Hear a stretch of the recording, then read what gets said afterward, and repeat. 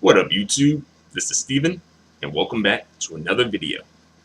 In this video, I want to talk about the words that you learn in Spanish class, right? And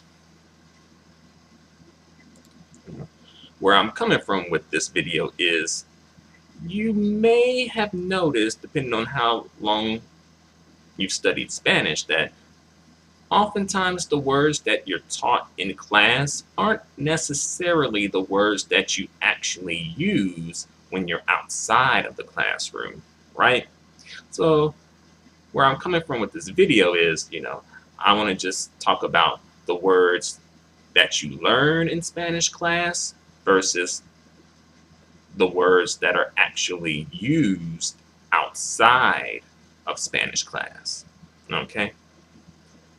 And I think you'll be able to catch on to this video once I start naming and listing some examples of this. All right. So let's get into this. All right. All right. First on the list, conducir versus manejar. Right. Both of them are used in the meaning to drive. Right? Me personally, I learned conducir first. That's the word that I was presented in, my Spanish class in high school. And that is the word that is, used. Well, like that is one of the words that is used for to drive, right? But oftentimes I hear manejar way more than I hear conducir. And I think this is because I live in the United States, and where, at least probably in the region I live in, at least, like the Spanish has like a strong Mexican influence. So I think that plays a large part in it. But I remember talking with a Spaniard, a man from Spain, and we wound up getting on the conversation of this, and he had asked me, like, how do I say to drive in Spanish? And I had explained to him that, I, initially learned it as conducir, but I tend to use manejar more. And he says, like, I think the majority of Spanish-speaking countries probably actually do use conducir more, but Mexico's a little different, and they use manejar a little bit. Well, they use manejar for to drive, but I think both are correct. But depending on the region that you're in, you're probably more likely to hear manejar if you are in, the United States, perhaps, or especially in Mexico. There are probably other places that use it too, but a lot of other countries kind of view manejar as in to operate something, not necessarily to drive something, right? So yeah, a little different, but yeah, I learned manejar in the streets, all right? But I learned conducir in the classroom, right? All right, let's move on to the next one. All right. Beber versus Tomar. And this one, like, I initially learned beber as to drink, and I initially learned tomar as to take. And both of those are correct, right? But a lot of times I hear Spanish speakers using tomar as to drink. Like, oh, quiero tomar agua. I want to drink water. And I think you can use both. I think more or less they can be used interchangeably. There probably is some like small nuance to it. I'm not privy to that, but usually when I talk about, to drink, I probably tend to gravitate more towards Tomar as to drink, even though I learned beber as to drink initially. And I think this is part of the thing too. Like, oftentimes you learn a certain way in the classroom, but in reality, you kind of probably have to sort of tailor it to the situation that you're in or to the environment that you're in, right? Kind of like when in Rome, do as the Romans do, sort of like that. But I think you can probably use both. Like the same with Conducir versus manejar. Then it's not wrong. It's just one is tend to be used more than the other. In my experience, in my personal experience, I've noticed that. All right. The next word on the list are words. Alumno versus estudiante. So, un alumno versus un estudiante. Un estudiante, right? So I initially learned student as alumno, right? But I hardly ever hear that word used outside of like a textbook. I usually hear estudiante a lot more than alumno. There probably is used, but in my personal experience, I just hear estudiante way a lot more than alumno. I don't know why, but yeah, I was initially taught alumno for a student, but they both can be used. But I think, in my personal experience, my disclaimer, I just tend to hear estudiante a lot more. All right. Next on the list is contento, contenta versus feliz. Feliz. And I was taught that contento and contenta mean, happy. Like, oh, estoy contento. Like, I'm happy. And it does mean that, but you're way more likely to hear, estoy feliz versus estoy contento. I think contento is probably more so in the meaning of like content, but I looked it up and it means like they have happy listed as a meaning, but it also has pleased and glad listed as meanings for contento. Contento as well. But yeah, that was the word that I initially learned as, happy. But in reality, I hardly ever use that word. I pretty much use feliz. Yeah, it's a little strange. Like, you're taught this stuff in the classroom, but is when you get outside in the real world, in real life situations, it's different, right? All right. Next word on the list. Pelo versus cabello. And a quick note, I think when it comes to the double L's, like some people pronounce it with a y sound and some people pronounce it with a j sound. And some people kind of seem to like try to combine a y and a j sound when they pronounce it, like cabello, or instead of cabello. Before I get into the next one, I'll give a quick rundown. I initially learned double L pronounced as a j sound, right? My first teacher was from Puerto Rico, and I think in Puerto Rico they tend to use the j sound for double L and Y. And that's the way that I pronounced it. But as I went on and continued to like the next level and beyond, I changed my pronunciation of double L and Y to a y sound, right? Because I just found that a way more common sound or a common pronunciation versus the j sound. But I think both are used. Both pronunciations are used. It's a regional thing, right? All right, so let's get into the next one. Pelo versus cabello. Both mean hair, right? But I just tend to hear cabello a lot more than pelo. I'm not sure why, but I think both are correct, but I just, maybe it's a regional thing. I don't know. I just tend to hear cabello a lot more than pelo.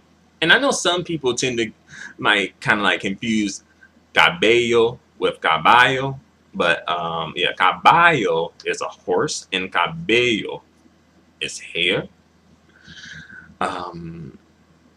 But yeah, I just find that one a little interesting too. Like, like, oh, it's just like another way to say hair.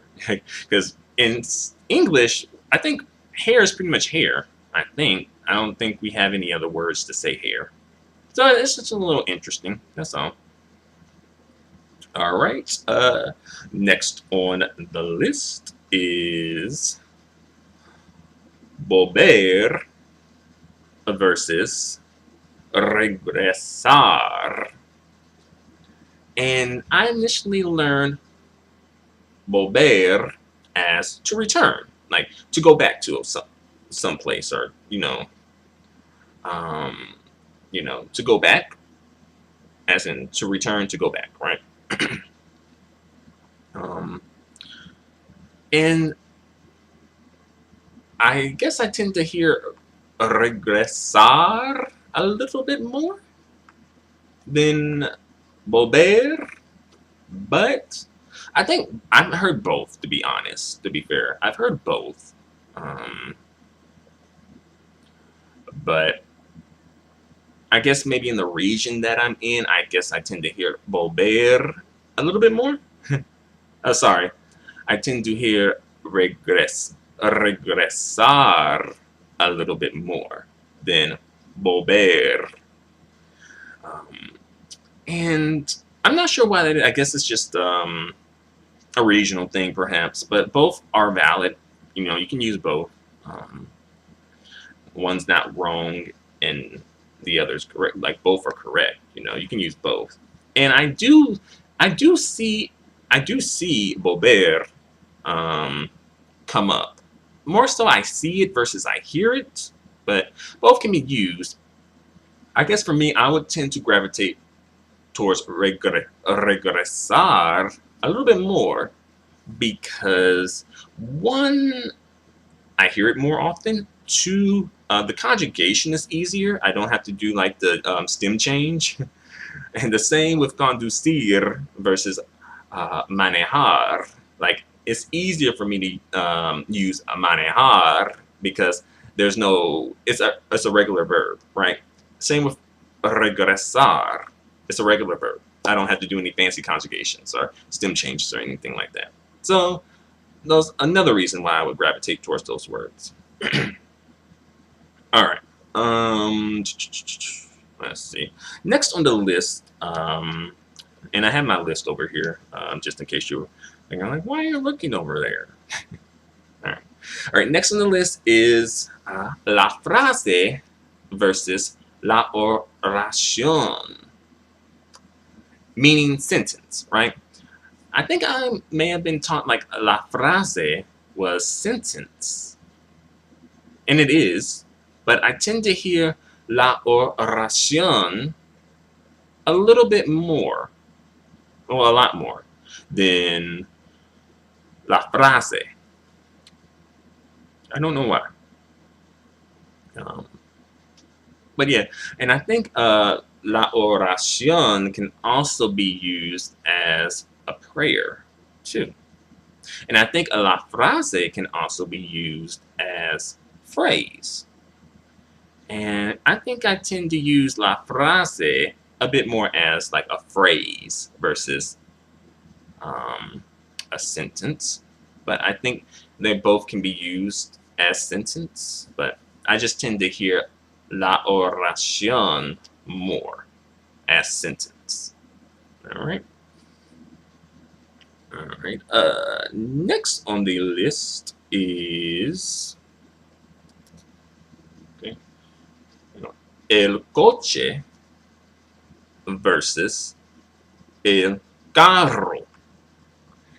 And this one kind of throws like some native Spanish speakers for a loop too, because I've seen in like the comment sections of some YouTube videos where some native speakers are like, "Oh no, el carro is cart, not car." But then some people are like, "Well, in our region where we're at, el carro is a car. It's not a cart, right?" I think for a cart we would use um, carrito, right? um, but yeah, I guess I was initially taught, el coche as car, and that is true, el coche. However, I tend to hear uh, el carro a lot more than el coche in the area in the United States, right? Um, and some Spanish speakers in the United States who are from, like maybe like South America or something, or like Spain, etc., like other places that maybe aren't used to it. They're like, that's Spanglish, and some people argue that it is a Spanglish word, but this is a word that I think is accepted by the I forget the name of it, but it's like the organization in Spain that governs the Spanish language. I think the REA, something like that. The Real Spanish Academy or something. I think that's the translation. But yeah, it's in there. Like they have made this like an official word, right? It's probably considered like a regional variation or something. But yeah, you know. And some people use like el auto as car as well, while some other people may use el automobile as uh, a car as well, versus just an automobile. Um, but I think even like some places in like maybe some places in Mexico and like Texas use el mueble as a car, which is crazy, right? Because el mueble is kind of like furniture or furnishing, like a piece of furniture along those lines. Um, but yeah, that's that's the if I look up mueble, it's like furniture, a piece of furniture, personal property. They don't have it listed as car, at least on word reference, right? I don't see it listed as car. um, Sidebar, el autocar is actually a bus. I just find that a little bit strange that they would use like a car, an autocar as a bus, right? For me, I guess bus would be el autobus, right? I guess that's the most like neutral, standard, global, universal, international word, right, for bus. All right, let's move on to the next one. All right, so next on the list we have un resfriado versus un. Oh, sorry, I got that wrong. Un resfrío versus un resfriado, right? Both of them mean like a cold, like to have a cold, you know, when you're like sneezing and you're sick, that type of a cold. And I initially learned resfrio as a cold, right? But I tend to hear resfriado more than resfrio. A little strange. Again, I think that's because of the Mexican influence, right? In the United States in general. But yeah, usually I would think the resfriado would be like, oh, estoy resfriado. Not, oh, tengo un resfriado. Right? But you can use them as both, right? While resfrio, you just can use it like, oh, tengo un resfrio, right? But you can use both as nouns, so you can have both of them, you know. But resfriado you can use as an objective too. So you can use it with estar to mean like you have a cold. It's a like an idiomatic way of saying it, because in English we don't say like I am colded. We just say I have a cold. But yeah. Yeah, I just found that a little strange too, because I'm like, well, because I had a teacher from Peru said, oh, it's resfrio, right? It's not resfri, it's not resfriado, it's resfrio, right? She said that, and I think, quote unquote, standard, global, universal, neutral Spanish, it is resfrio, but you may hear resfriado as well.